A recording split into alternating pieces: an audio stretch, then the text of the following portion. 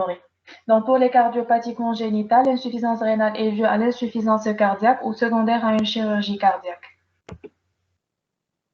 Donc, pour les insuffisances rénales aiguës obstructives, les signes évocateurs sont une douleur lombaire typique ou atypique, précédée ou accompagnant une oligoanurie, une hématurie, brûlure mictionnelle, dysurie, une pyurie.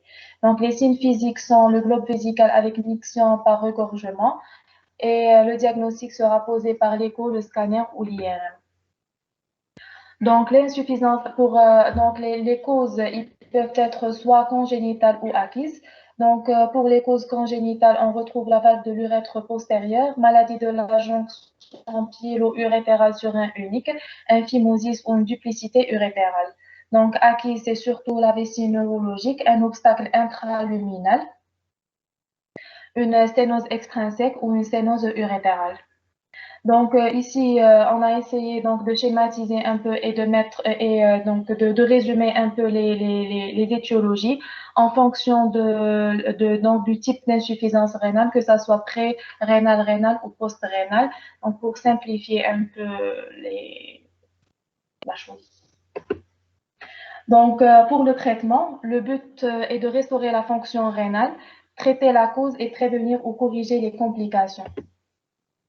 Donc, pour les moyens, on a les mesures hygiéno-diététiques, donc les moyens médicamenteux à visée symptomatique ou étiologique, et puis l'épuration extra-rénale. Donc, pour les mesures hygiéno-diététiques, c'est l'ajustement des apports caloriques et protidiques, la restriction hydrique, donc 300 à 500 ml par mètre carré, une restriction sodée, régime sans sel 6 voies orales, ou 1 g de NaCl dans 500 cc de sérum glucosé 5% si c'est en IV.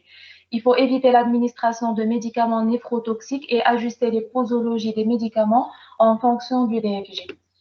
Donc, voici un tableau qui résume donc, l'adaptation des posologies des médicaments dans l'insuffisance rénale.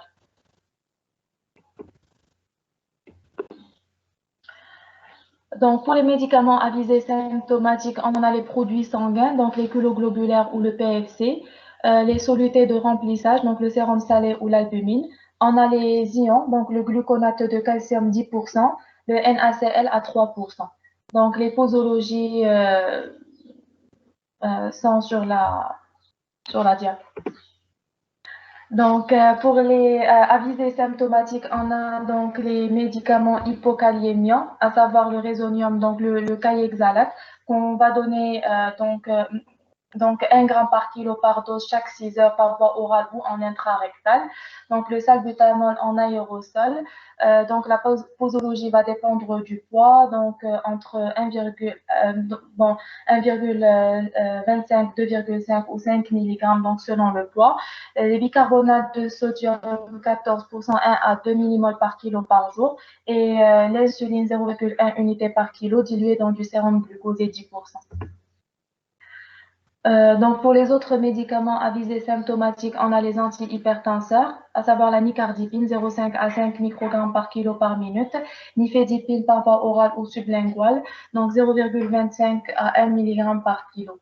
Les diurétiques, donc furosémide en IV, 1 à 2 mg par kilo par jour. Les anticonvulsivants du diazépam, 0,3 à 0,5 mg par kilo par dose. Et la dopamine à dose rénale, donc 0,5 à 1 microgramme par kilo par minute. Donc, les médicaments à visée étiologique, c'est la corticothérapie. Donc, le Solu-Medrol, 1 mg par 1,73 m² de surface corporelle en bolus.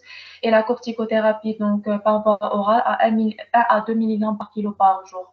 L'artésunate, donc 2,4 mg par kilo si le poids est supérieur à 20 ou 3 mg par kilo si le poids est inférieur à 20 kg.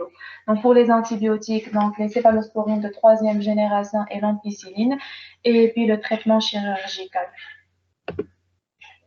Donc, comme autre moyen, on a donc l'épuration extra-rénale. La dialyse péritonéale, c'est la méthode de choix chez le jeune enfant non réanimatoire.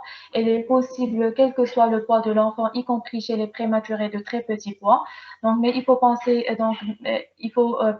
aux complications, à savoir donc les péritonites, l'hyponatrémie, la déshydratation, les tunnelites, la tunélite.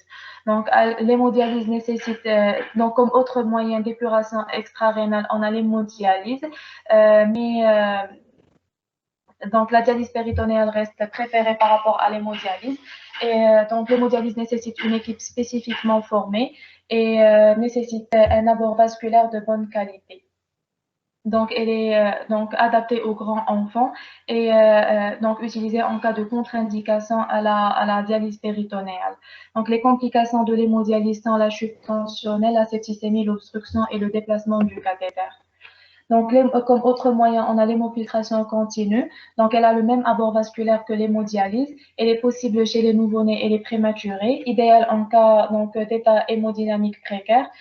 L'anticoagulation est nécessaire et elle a comme avantage de baisser les variations rapides d'osmolarité et de prolonger la durée de la séance, permettant ainsi de gérer la perte de poids sur 24 heures. Donc, pour les indications, dans tous les cas, les mesures hygiéno-diététiques seront de mise. Donc, en cas d'OAP, on va utiliser donc le furosémide à forte dose. En cas d'HTA, c'est la nicardipine. Et donc, ce sont les antihypertenseurs, nicardipine et IEC. En cas de convulsion, donc le diazépam. Donc, pour l'hyperkaliémie, le traitement sera en fonction des chiffres qu'on va retrouver. Donc, entre 5,5 et 6, donc on va arrêter tout apport en potassium. On va utiliser donc le gluconate de calcium, les bicarbonates, le kaexalate et le salbutamol. Donc, et en cas de kaliémie entre 6,1 et 7, on va ajouter à cela l'insuline.